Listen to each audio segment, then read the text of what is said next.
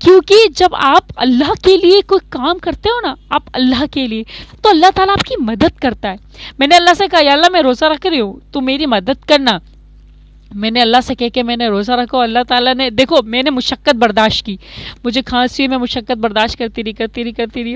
اللہ تعالیٰ نے دیکھا کہ میں مشقت برداشت کر رہی ہوں، تو اللہ تعالیٰ نے ایسا کرم کیا مجھ پہ، ایسا کرم کیا.